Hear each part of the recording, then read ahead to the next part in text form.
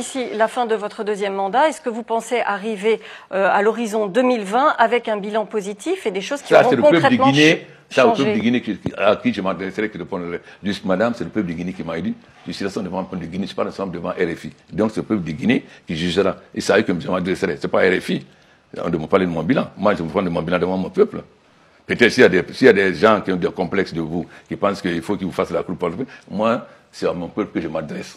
Et c'est mon peuple qui jugera mon bilan. C'est pas RFI. En tant que président africain, j'ai dit au chef d'État africain, nous ne sommes pas des complices. Nous ne sommes pas un syndicat de chefs d'État. Nous devons dire les 4 vérités. Je l'ai dit publiquement à l'Union africaine, tout le monde a entendu. Mais ça ne vous intéresse pas. Non, mais si, vous avez dit aussi... Ce qui vous intéresse, c'est venir en Guinée avec des idées arrêtées. Non. Quand vous dites que la Guinée n'a pas... Mais madame, je suis choqué de vous entendre dire que la Guinée n'a pas émergé. J'ai bien entendu, monsieur le Président. J'ai bien entendu. Je suis choqué. Non, je suis choqué. C'est de cette désinformation de l'histoire de la Guinée. Vous aviez dit la Guinée n'a pas décollé, alors que... Monsieur le Président... Quel était notre PIB? Demandez au Fonds monétaire. La Banque monétaire, le Fonds monétaire est là. Quel était notre PIB en 2011? Quel est notre PIB maintenant? Madame, ou bien vous vous informez ou vous venez avec des idées arrêtées pour aller... Est-ce que ce n'est pas la peine de venir en Guinée? Vous restez en France et vous le dites. Vous dites après qu'il n'a pas décollé. Vous venez en Guinée, vous ne savez rien. Quand en 2000, ceux qui sont venus ici en 2011, il y avait combien d'hôtels? Et s'ils pouvaient dormir? Il n'y avait que le nouveau hôtel. Aujourd'hui, il y a combien d'hôtels? Vous êtes très contente d'être au Millennium, d'être au Sheraton, d'être au Palm Hotel ou bien d'être à Kaloum. Si vous venez en 2011, il y avait ça. Vous, dans la Guinée, n'a pas bougé, il y avait ça. Aujourd'hui, vous êtes très content d'avoir des hôtels où vous pouvez dormir comme à Paris. Et vous venez me dire la Guinée n'a pas décollé. Mais non, madame. Si vous êtes venu avec des idées, vous êtes venu avec des idées arrêtées, alors partez avec vos idées arrêtées.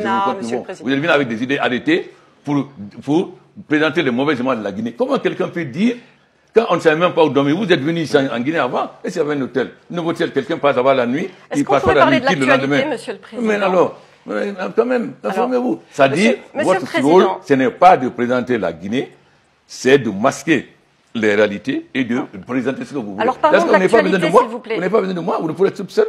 Vous ne rêvez pas, c'est bien un chef d'État africain qui parle. Le professeur Alpha Condé, président de la République de Guinée, a décidé face aux journalistes des médias français RFI, TV5 et Le Monde de mettre les pieds dans le plat. Cette interview passée inaperçue pour certains marquait pourtant le début de la fin d'un vieux complexe entretenu pendant longtemps par certains chefs d'État africains vis-à-vis des médias occidentaux.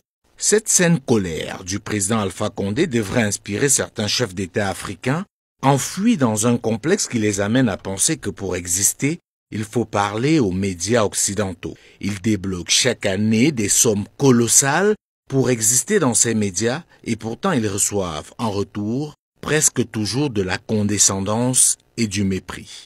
Malgré cela, ils sont les premiers à courir derrière ces médias, non sans dénigrer leurs médias nationaux et les médias panafricains.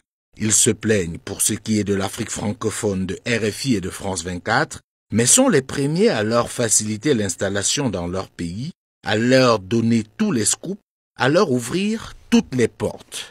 Une attitude qui traduit à suffisance leur extraversion émanant de leur manque de légitimité dans leur pays. Pour eux, il est plus important d'être bien vu à Paris qu'à Yaoundé, Abidjan, Libreville ou encore Brazzaville.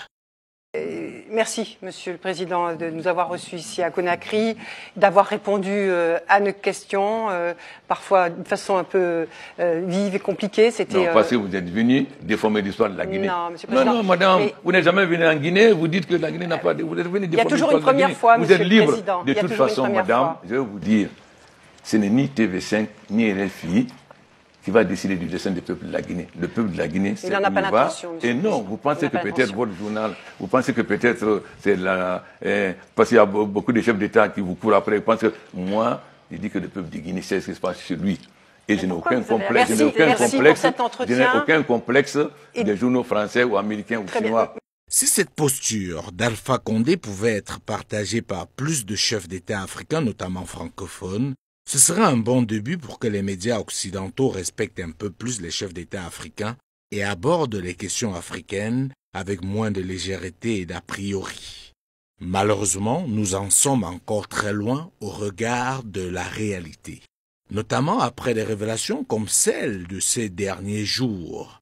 où on apprend que l'État gabonais a offert 3,5 millions d'euros, soit environ 2,5 milliards de francs CFA, au journal français Libération pour organiser un forum de 2 jours à Libreville. Des scandales comme cela existent dans plusieurs autres pays africains. Car, par complexe, on préfère enrichir les médias occidentaux, les rendre puissants et paradoxalement se plaindre de leur ligne éditoriale sur l'Afrique. Faut donc définitivement briser ce mur de complexe. La guerre aujourd'hui est avant tout une guerre de communication. Ceux qui l'ont compris mettent tout en œuvre pour rendre puissants leurs instruments dans le but de véhiculer leur vision du monde et influencer les autres.